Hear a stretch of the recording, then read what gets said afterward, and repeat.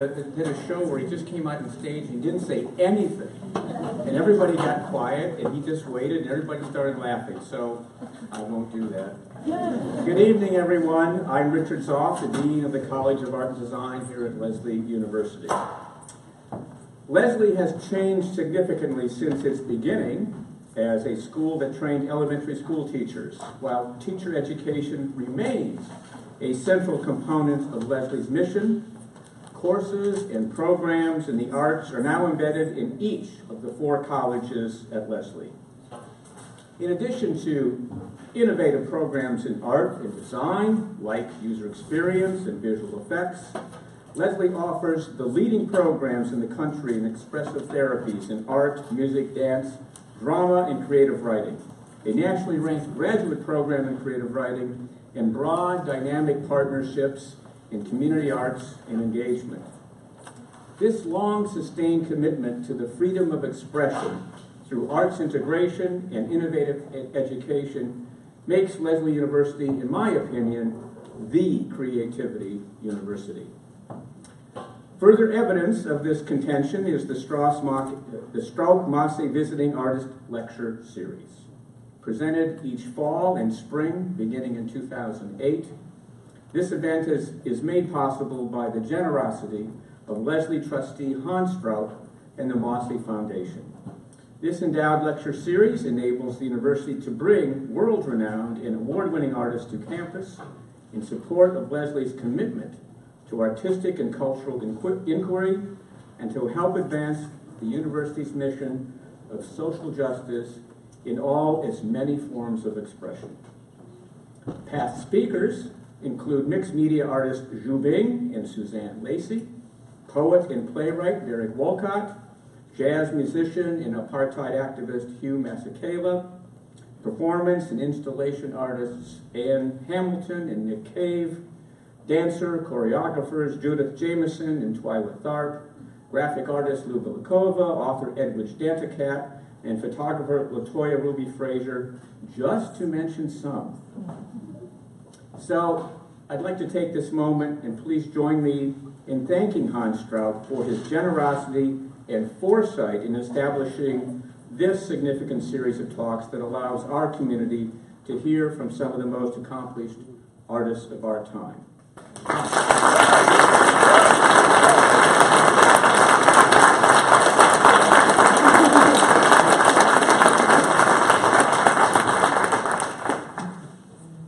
I'm pleased to announce that the fall 2008 Strauch-Mosse Visiting Artist Lecture will be delivered by Colson Whitehead, the recipient of a MacArthur Fellowship and author of The Underground Railroad, for which he won the 2016 National Book Award for Fiction and the 2017 Pulitzer Prize for Fiction. That event will be October 30th. On behalf of Lesley University students, faculty, staff, alums, and our wide community of friends, we are delighted to welcome award-winning actor and songwriter Christopher Jackson to deliver this visiting artist lecture.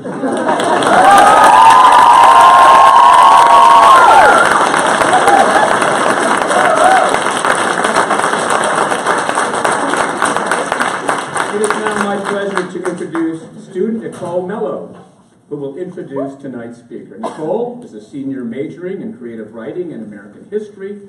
She is also a member of the Lesley Performing Arts Club and performed in the show Sweeney Todd, the Demon Barber of Fleet Street this past weekend.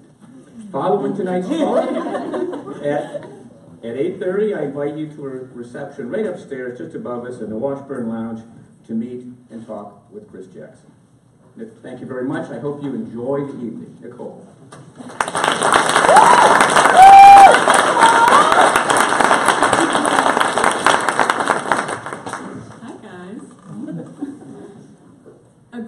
Emmy award-winning songwriter, composer, and actor, and the original George Washington in the Tony and Grammy award-winning Broadway musical Hamilton, Chris Jackson is currently the star of the hit CBS drama Bull.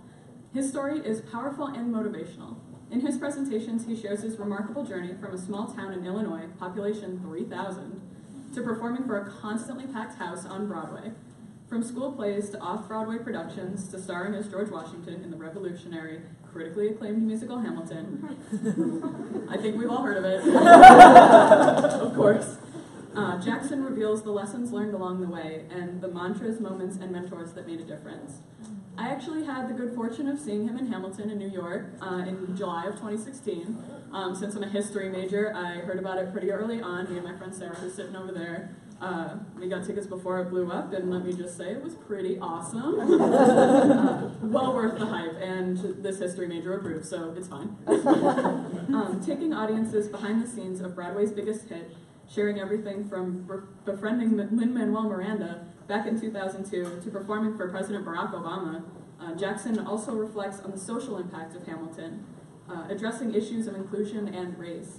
A talk as riveting as it is thought-provoking, Jackson leaves audiences inspired and empowered, and maybe with a song or two stuck in their head. Jackson is also a powerful advocate for social inclusion and activism, the arts, and autism.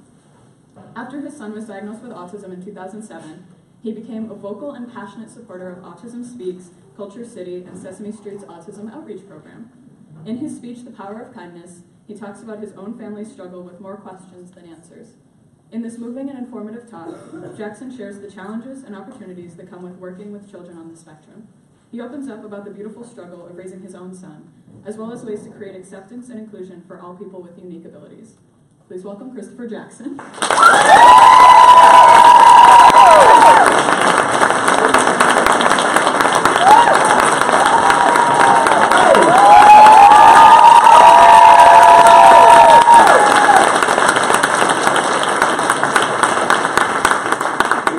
Mentioned Hamilton, and I heard a little squeal coming from over there. I was like, oh, there's two in the room. We're good.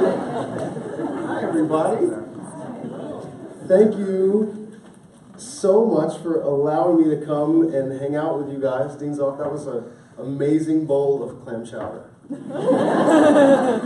Now I'm already interrupted because I was told right before we came out that the podium moves. If I put any of y'all to sleep, I can just pick this up and it's a heck of a cordless microphone.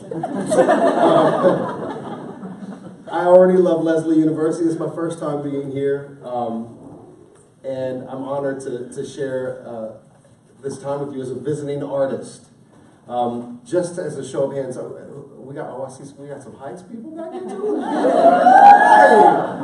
How many actors do we have in the room tonight? Oh wow! Yeah, okay, I'm not alone. I'm really not alone. I'm almost comfortable now.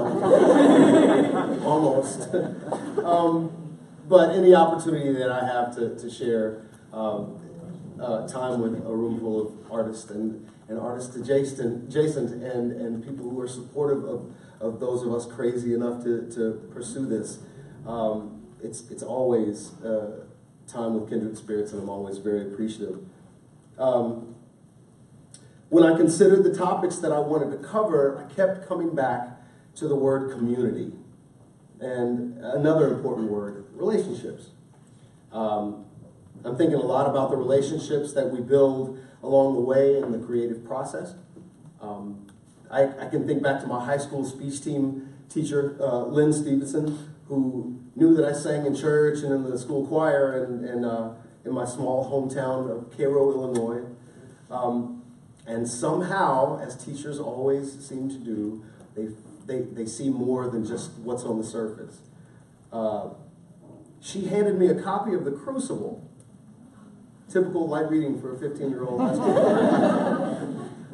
Well, let's just say she must have seen some uncharted depths, and her belief in me launched me on this incredible journey.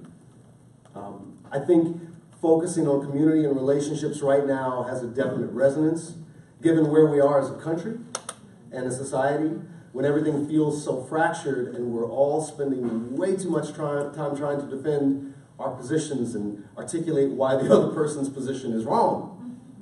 It's creating psychic barriers in so many aspects of our lives. But for artists and journalists and creative people, creative-minded people in all sectors, community is all we got. Another reason that I'm thinking a lot about community and relationships is that out of the past year or so of turmoil, I've realized that I needed to channel some of that energy into a positive direction that reconnects me to my purpose.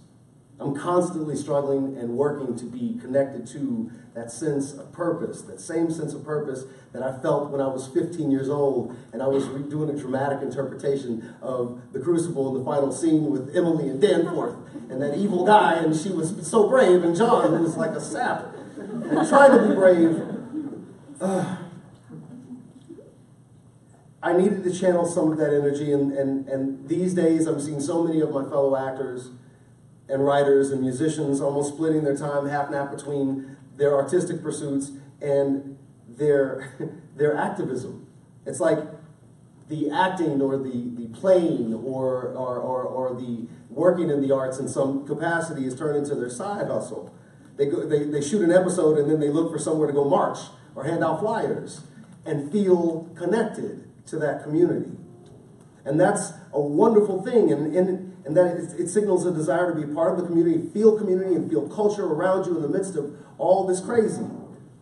And it's like the 2016 election cycle, which was really, really good for Hamilton.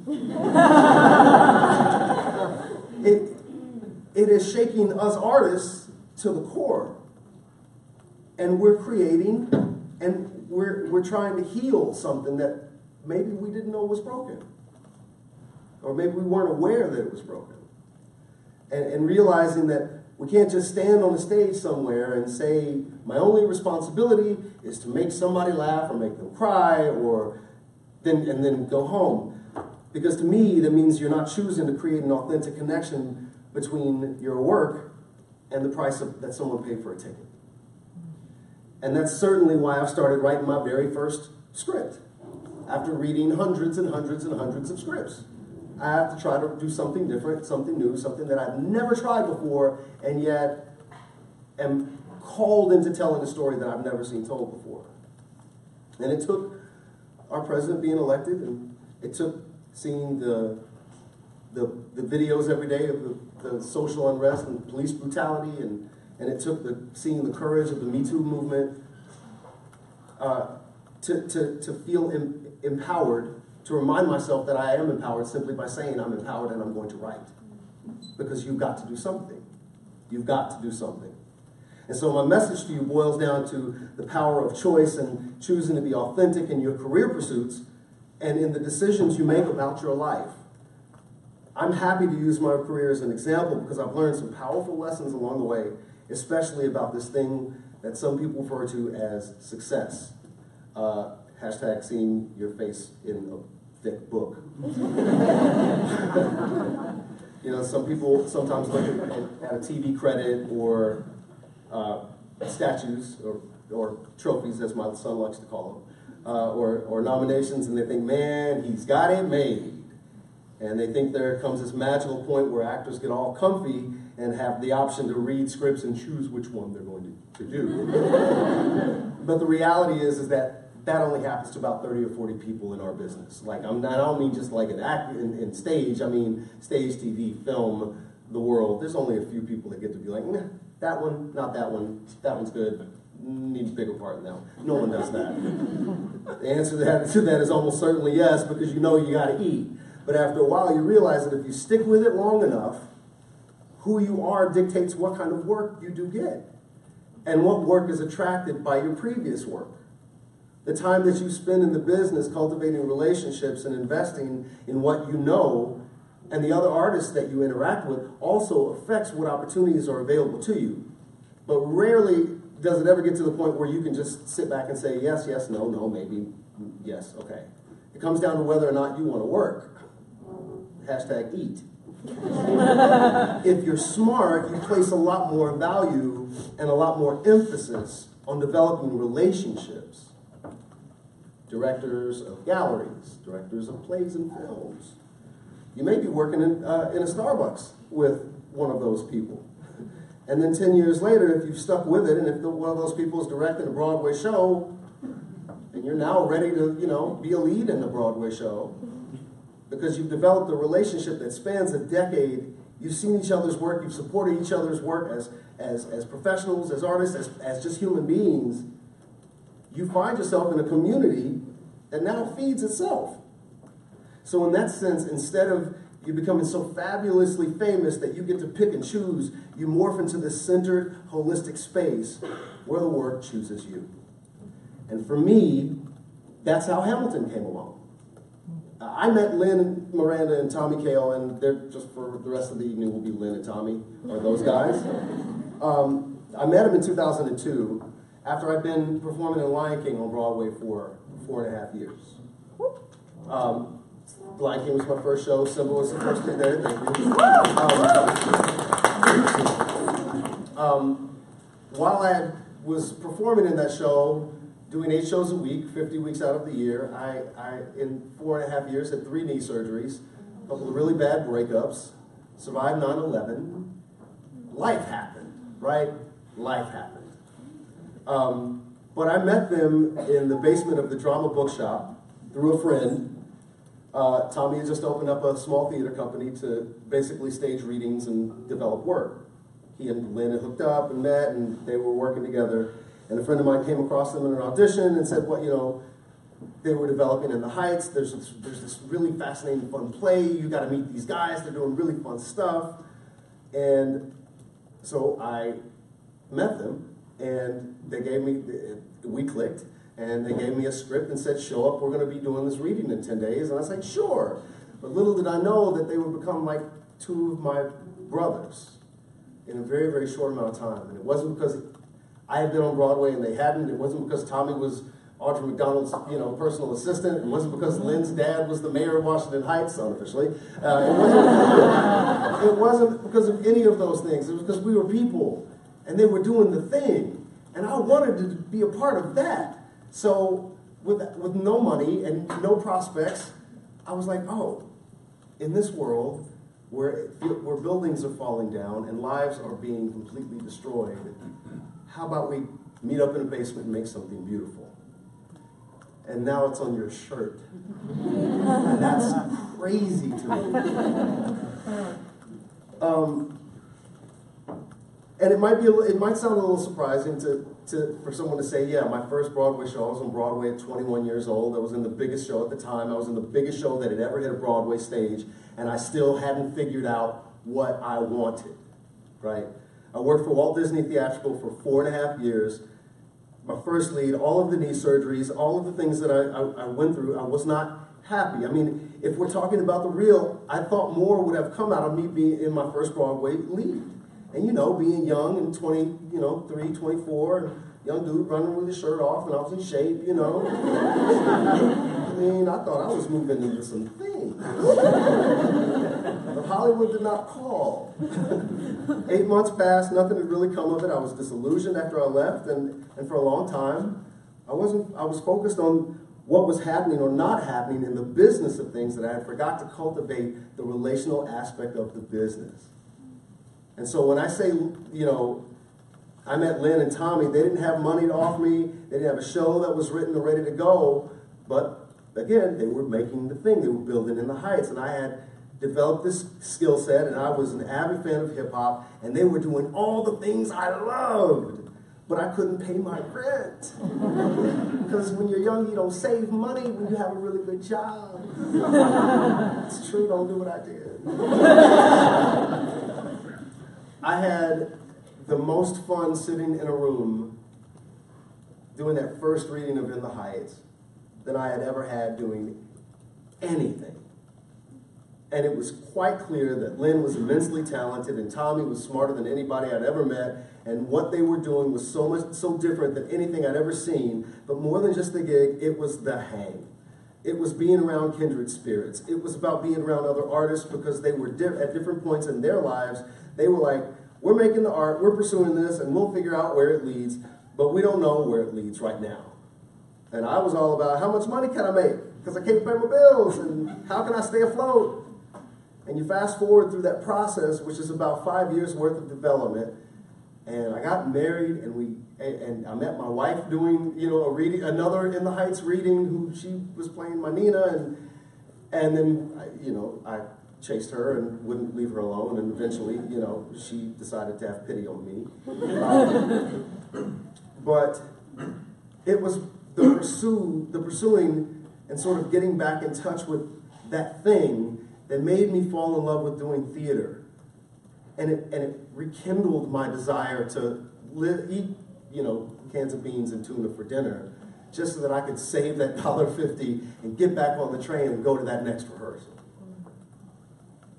And from there, I learned how to work. I learned how to be on time. I learned how to respect my fellow actors. I learned how to be a leader. I learned how to be a sounding board for my fellow actors. I learned how to be depended on, like when Tommy or Lynn needed me to come through in various ways in the theater. And in the process of developing Benny, I fell in line with who it is that they saw. I came to understand who that person was supposed to be.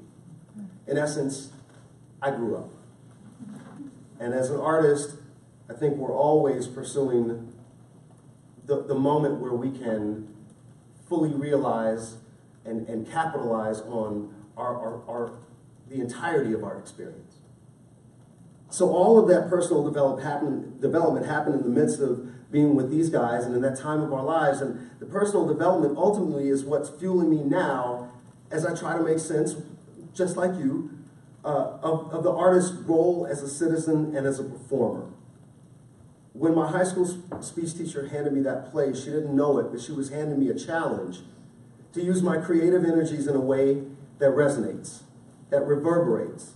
She was handing me a tool to express myself in a way that transcended my daily life. It saved my life.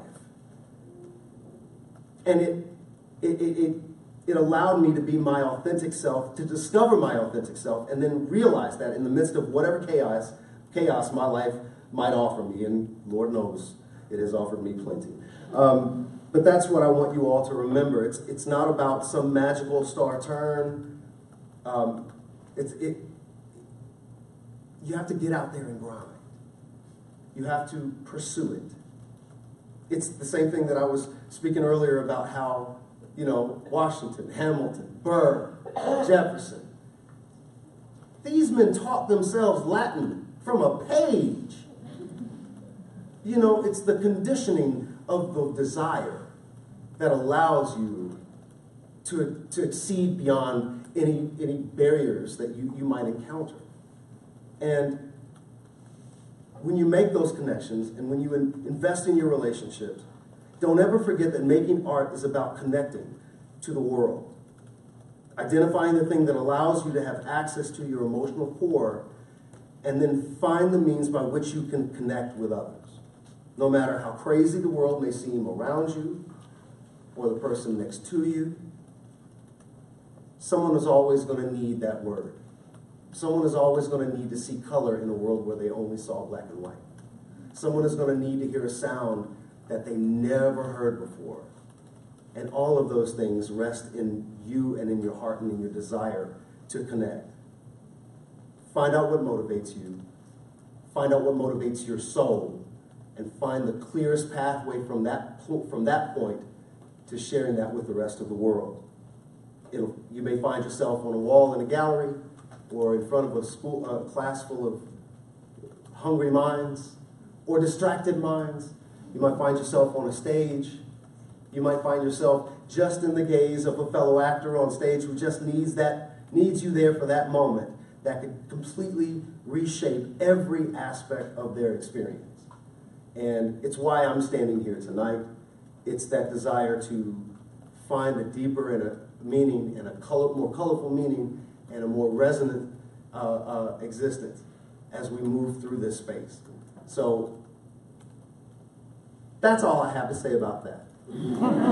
Thank you for allowing me to share those thoughts with you, and thank you for having me here. And I look forward to talking and engaging now. We get to exchange with one another. It's not a very sexy ending, but I promise you, the conversation is just beginning.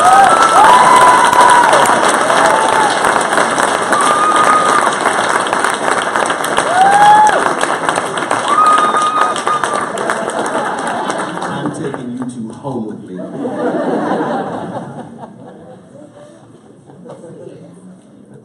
I'm only joking. Let's talk.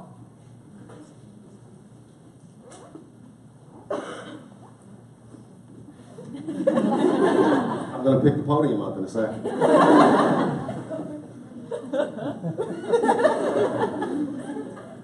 Please. I guess I use this. Yeah. Hi, my name is Andrea Lyman. I'm also an actor. I wondered, because you were talking about what it was like working with your friends, people who became your friends in Hamilton.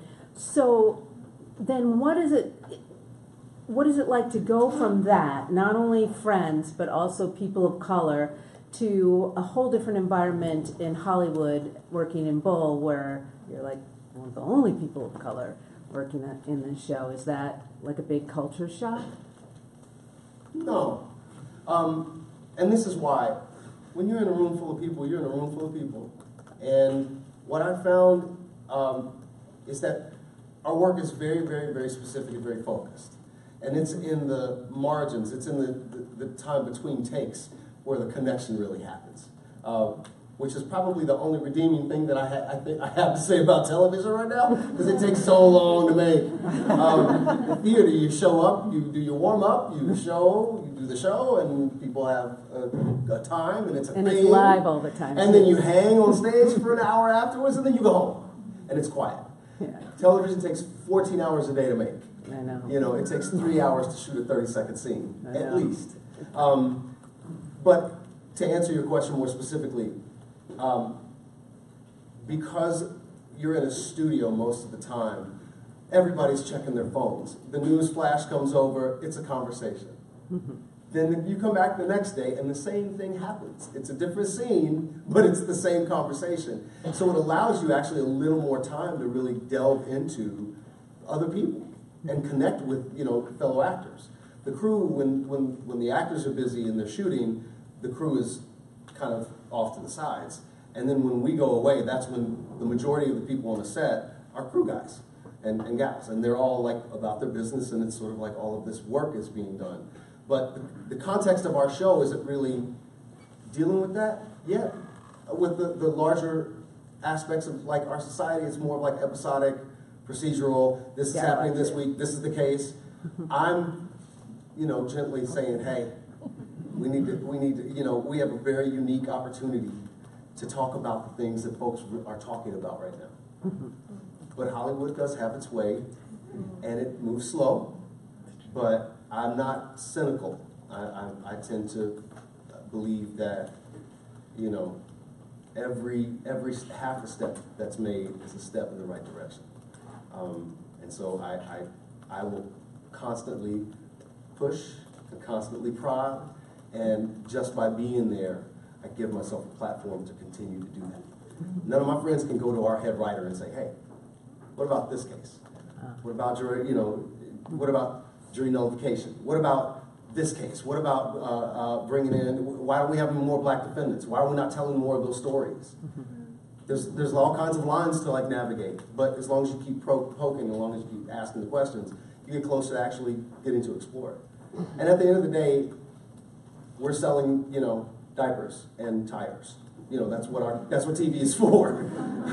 But you can still, have an impact. So it's my hope that we get to continue to move in that direction. Okay. Thank you. Thank you. So.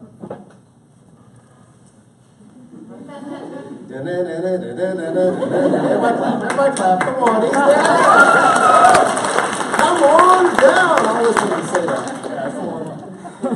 Hi. How's it going? What's up? Thanks for coming. Thanks for having me. Great. I'm a graduate student of the music therapy program, and I just wanted to hear a little bit about your experience as an artist. I did my undergrad just in music proper, with having an autistic child and kind of that whole thing, being an artist behind that and stuff, because that's obviously a lot of what we work with. So it's kind of a new direction, I guess. My son, I have a 13-year-old son who is on the autism spectrum, and he is amazing, and he's incredibly musical, and we discovered about 3 years ago that he's perfect pitch. See, now I'm jealous. Which is a blessing and a curse. And I'm going to tell you, it's a really interesting story. We found this out. We were in the car. It was around rush hour, drive time radio. Yeah. And when you have these mix shows, sometimes DJs will now, it's much easier, they can slow a song down and lower the key by like half a tone. And it was a Demi Lovato song, and my son loved Demi Lovato. And he was like, Mommy, that's wrong. Mommy, can you fix it? Can you fix it? Because it's my wife was a recording artist as well. And I was like, there's nothing wrong with that song. What is he talking about? And she was like, wait a second. It's slower. I was like, no, it's not. You're out of your mind. She turns it to the next station, and the same song is playing. Of course. And he was like, oh, that's better. From the time that he was diagnosed till about 2 or 3 years ago, anytime we were at a birthday party, the happy birthday drove him nuts. What happens when a group sings happy birthday? awful notes are sung. Happy birthday song. But it was sensory overload for him, and he would literally thrash on the floor. He could not deal with it. When I was a child, my mother would have the piano tuned, and I had to leave the house. It would send me into hysterics. As a teenager, I had to leave, and I couldn't express it. It just made me crazy. But CJ's a very, very musical child. We have not been able to implement musical therapy into his services because it's just not his thing. He doesn't enjoy it. It's something that's really difficult. As a parent, I deal with the same sort of slings and arrows that every parent that has to go work deals with and can't be with their child all the time, which is really all I care about. And being in the theater is a Faustian, bargain that I have to strike every day because I love what I do. To the point where it checks a lot of boxes off for me, for me to find my sanity. And at the same time, I miss everything. So, CJ's early days in therapy, he got diagnosed 5 minutes before the first run-through of In the Heights in rehearsal. We hadn't even opened yet. So CJ was the first Heights baby. So sort of the learning process for me was stunted because new dad I had never heard of autism before our diagnosis. So I had to catch up quick. And of course, my wife put her career on hold, pretty much stopped it. To be at home for therapy 4 hours, 5 hours a day, doctor's appointments, pediatric, appointments, all of those things. So as an artist, what I do doesn't bring a lot of solace to my son, but because I'm able to do what I do, it brings a lot of help in other ways. Right, understanding. Yeah, certainly a lot of understanding. I mean, we are a very expressive family. And we're very, very open to him expressing himself however he has to, or his younger sister, who has her own difficulties having a big brother that she adores but can't talk to because he only says certain things and she talks too much, and it's like, what I mean? So it's like yin and yang are trying to find the way. But I would say that as an artist, our process has been aided in that we are already very open. We are already very desperate to reach a level of understanding of what he goes through on a daily basis, and also to be in tune with other families that are experiencing the same thing, and to appreciate people who are like you, who are setting your entire career path to helping those who need to find their voice. That's just, man, you have me crying up here. But it really is. It's profound. Yeah. It's profound. I shudder. I have other friends who are not actors who have kids on the spectrum and are trying to sort of figure it out and trying to have the same kind of access that we practice on a regular basis, and it's much more difficult. Yeah. But for other reasons, you know what I'm saying? So it's been a challenge, but it's the best thing that's ever happened to any of us. Yeah. Quite honest. Thank you so much. Man, thank you.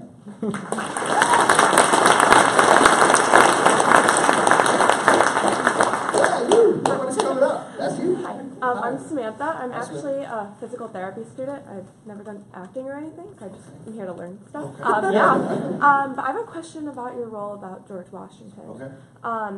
So I was really lucky enough to see the show, and even in our society, he comes off as this very flawless person, this leader, which he was. I mean, he wasn't flawless, but he was a leader. Mm-hmm. But he owned slaves. He helped start the French and Indian War. Like, he did these sometimes these not great things, and I was wondering, did you think about that when developing your character, and like, what was the process like with thinking about those things? So, very good question.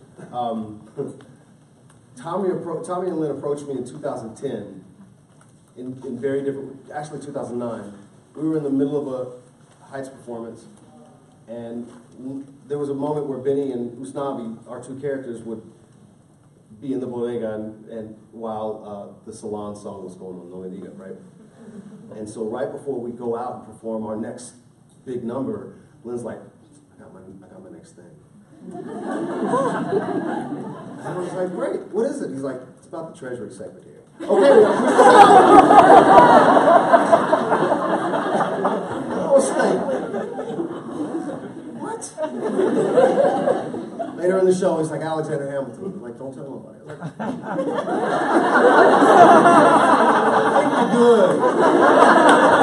think you're good. So fast forward about another week, Kale's walking through the theater, and he walks up to me and says, G-Dubs. I was like, what? Everything is shorthand, by the way. I said, what? He said, George Washington. You're going to play George Washington. Great. Yeah. Awesome. Went out that night because, do you guys remember when there were Borders, bookstores? I have to ask, isn't that sad? It's my thing. I went to Borders. I got Turnow's biography on Washington, and within the intro, we're deep in the slavery conversation, and I was like, how's this going to work? Because you get asked to do really, really crazy things, and if it weren't for Lynn and Tommy, Broadway still would not know what to do with me. I am too light to be dark, and I am too dark to be light, and everybody has been absolutely confused by how to cast me. It's tragic, and that's the only reason why it's worth laughing at. But he made me George Washington, and I had to figure this out. And I contended with that question for, the 6 years that it took to get it to the stage. That is the one aspect of the role that I have no handle on, other than the obvious. Repugnant that the man thought he could own people, right. Just like any of these other people. Mm-hmm. And I remember asking the question very early on. I said, are we really going to deal with this? He said, in 250 years, nobody in this country has ever been able to deal with it in a 2-hour play. It's not happening that way. It's not going to come that way. Mm-hmm. Nobody's going to get let off the hook that easy. So they were deft in the way that they dealt with it. And in my mind, because we are, as actors, we're telling stories, the research of it. When I went to Mount Vernon, the first place I went to was not his house. It wasn't that beautiful vista, in the portico in the back. I went to the slave quarters. Because that's what I'm tied to. That's where my experience begins. And I felt it necessary to honor those who never had a name, never had a story told about them. I needed to be there, and every aspect of my performance involved them as well. Because Hamilton does a very interesting thing. We modernize a lot of old sort of axioms, right? We modernize the telling of this story, and that gives us access to it as people in this time, and then the rest of it we experience together. The day that Lynn handed me One Last Time was the day after the South Carolina church shooting.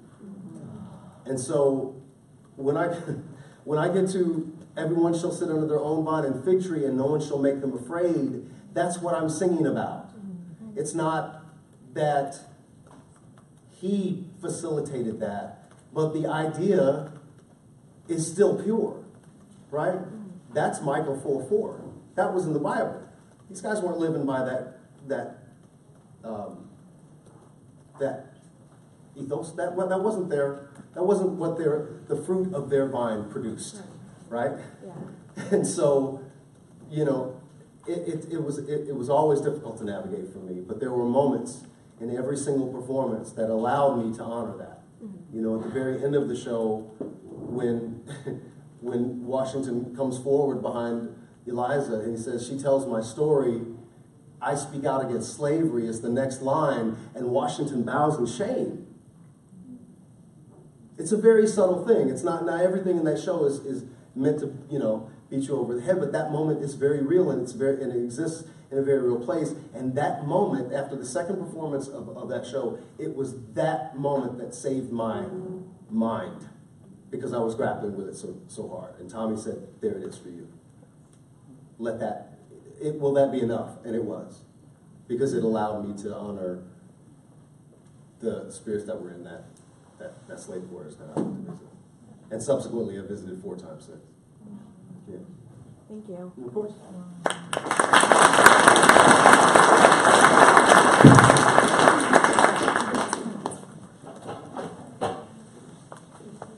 Hello. Hi. I'm short. Okay. I'm Yael. I'm a student at Northeastern University. And I'm also from Illinois originally, so I feel Chicago area. Yeah, that counts. Yeah. Suburbs, if I'm being for real. So my question is, what is it like to originate 2 roles in 2 such revolutionary musicals? So first of all, did you know that they were going to be as big as they were from your very first reading or your very first experience with them? And then what is it like to go through that entire process and experience such like national and international recognition? It's a very good question. Originating a role is the only way to go, and because no one's done it before. So you don't have to live up to anybody else's expectations. Because believe me, joining a show that's already up and running is quite literally like jumping on a moving train. Everyone around you knows where they're going, and you don't. And you don't rehearse with other people on stage. You get a chair and a stage manager and a dance captain, and that's it. So, yes, being able to originate a role means that from day one, if you were told to go stand on 6, you can stand on 6 and know that that's where you're supposed to be and not guess. Because there's nothing more daunting than guessing at something in front of 2,000 people. So that's the answer to your first question. The second question, Heights was successful, but it wasn't as beloved as it is now. Because y'all have got to own it. Everybody's got to live with it for a long time, right? It's my favorite show. From a heart perspective, I love it more than Hamilton because my life changed doing that show, as I talked about earlier. Like, I grew up. Heights was like my college experience. It was like grad school for me in life because it afforded me the opportunity to like open my eyes and truly wake up. As far as Hamilton was concerned, nobody knew Hamilton was going to be what it was. That was a cosmic event because so many things were happening. Nobody knew we were going to get that guy running against Hillary. Nobody knew Hillary was going to do this. Nobody knew what the election cycle was going to be and how heated it became. Nobody knew any of that. No, the fact that so much of what was happening on the nightly news was being depicted in a story that mimicked something that happened, 250 years ago. We're not doing it any different. So it's one of those things where it's like, I think all of those things conspired to, the fact that he performed the song at the White House, and everyone kind of laughed. And the next thing you know, 52 songs later, and the president shows up at our 7th preview. We hadn't even had a full week on Broadway. No, that never happens. That never happens. So that kind of drove a lot of what was happening, what was going on too. But no one knew. No one knew. It could have been that. Yeah. I still, I love talking about it because I didn't talk about it a lot when I was doing it. You know what I mean? So the experience, I'm sort of experiencing it in a different way on this side of things because we missed it. You blinked and it was over. It was a year and a half on Broadway and it was done. And you kind of look around and you're like, everybody, Lynn's on a rocket ship going somewhere. David's on 15 different movies and shows. Anthony's on this. Renee's killing zombies and Netflix and Lesley's at the Super. I sat and watched Lesley at the Super Bowl this year, sing God Bless America. Like, where are we? Like he had a baby. Like crazy things happen, right? And and it's been that. And. That's the 92 Dream Team. That never happens again. Not like that.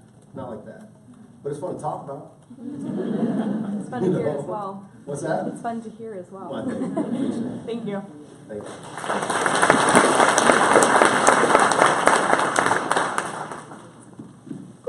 Okay, hi. My name is Mia, and I have my master's from Lesley from 2 years ago in elementary ed, and my undergraduate degree is in theater from Holy Cross with an emphasis on directing. Okay, now you're bragging. No, I'm not. No, I'm not. The reason why I'm saying it like that is because I'm curious what was the best piece of advice you ever got from any director? I don't know if there's one. I'll take more than one, that's all right.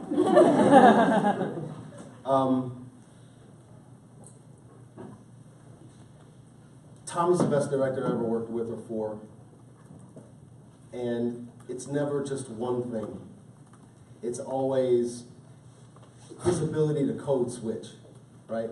His ability to talk to 15 different people in a room, not because of the work, but because he's connected, right? He's like a fantastic, like a baseball manager. He puts the right people in place and then lets them do what they do, right? He's cast 2 shows that I thought I should have been in, and he didn't cast me in them, and he was right, and I was wrong, but he still should have cast me. But I think a good director knows how to put the room together, right? Like, I've never seen him cast someone because they were so immensely talented but were a lunatic off the stage, and there's lots of that happening. People are trying to find their way in a lot of different ways. There's never a person in the room that you have to be like, why'd they get hired? Because they can sing really well, or they're a brilliant actor in interpreting dialogue, but I can't trust them because they're crazy. Right? Yeah. And most directors don't pay attention to that. They'll go after the name, or they'll go after, the convenience of a moment, and it creates chaos for the other actors. So it's not so much a particular thing that I've been told as much as it is just the innate awareness that when I walk into a room that he's running, I can put everything down and I can go about the work. Because I think ultimately that's what you need to give. That's your main job as a director. That's what you need to provide for your actors. Yeah. Thank you. You're welcome.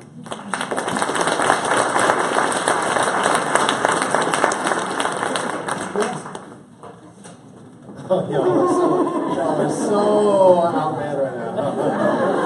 Woman. Hey. Hello, my name's Lizzie. I do not go to college. And my question is, what was your favorite song from In the Heights in Hamilton and why? Okay, When You're Home from In the Heights. / When the Sun Goes Down. They're kind of right there. And One Last Time, which was originally One Last Ride, which was this whole thing. It was crazy. I have a recording of it, but I used to have to like pinch myself right before the end of the song, because there were several times, I'm thinking maybe 4 times in the run, where the last thing I sang was One Last Ride, because who changes a song to have to change the word that actually sounds the same? And I always felt like Lynn did that to confuse me and chuckle every time it happened, and it did happen. Yeah.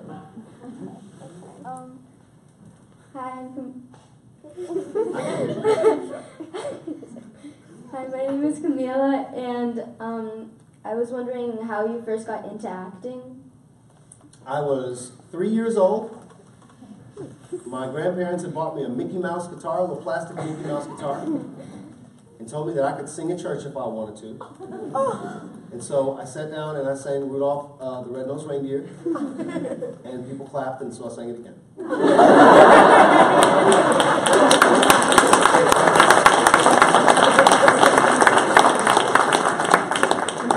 True story, there's an 8mm film somewhere in my parents' garage. Yeah. Yes. Yes. I'll get to all of you. I'm Avery, Hi, and I'm 11, and I love acting. And my question is, if you had to give any advice to a young actor, what would it be? Good job. Good job. It would be continue to be brave like you are right now. Yeah. That's a good start.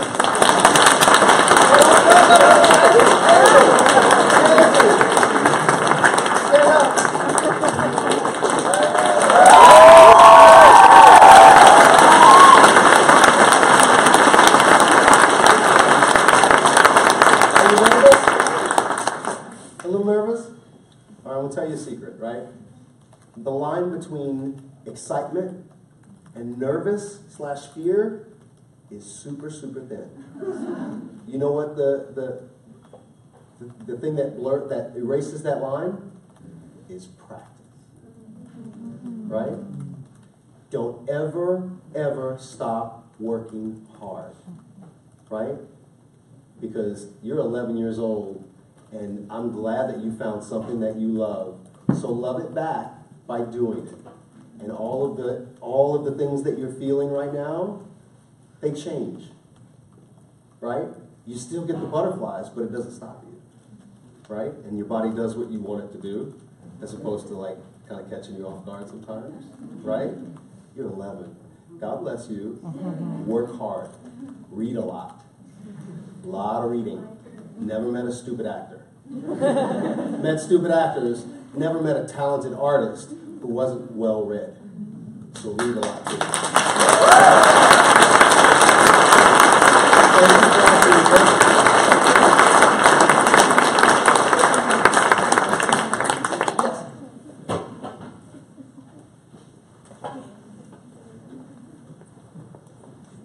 That was so awesome. You made my night. You did. That's awesome. Hi, my name is Anastasia, and I'm a sophomore in high school. Hi. And so my theater is currently doing In the Woods. Into the woods, yeah? Yep. And my friends and I spent about a good 3 hours today studying all of Hamilton and In the Heights. Wow. So, yeah. So, my question is, how and when did you know that you wanted to be an actor? I grew up in I had a tricky upbringing in that my dad was not around, and I loved my family. My family was amazing, because my family's crazy like every other family. But nothing made me feel like I mattered more than when I was able to stand in front of people and open my mouth and find the notes and find the vibration and connect to my God and feel secure. Not because people were clapping, but simply because I could express all of the pent-up frustration and find all of the words that I couldn't find when I thought it mattered the most. So when I stood up with a mic in my hand or stood up and heard that music and I was able to sing, or I was able to go to speech tournaments and interact with other kids who loved doing what I did, like it helped me find out who I was. And it de-stressed me, and it allowed me to feel confident in a world where I did not feel very confident. You know, I was, I think, really around your age when it happened. Being a teenager is tricky. You know a little something about that, right? Oh, yeah. Right? It's hard, you know, and any outlet that you can find that's positive, that builds you up, that gives you more than it takes from you, is one that is worth pursuing. And so if that is in the Hamilton Heights sing-along that you have, well, that's a lot of song. If that's what brings you joy, and if that's what, you know, fills you up and makes you feel a little more whole, go on and do that. But if you're doing Into the Woods, you got a lot of time to decipher too. Best of luck. Thank you.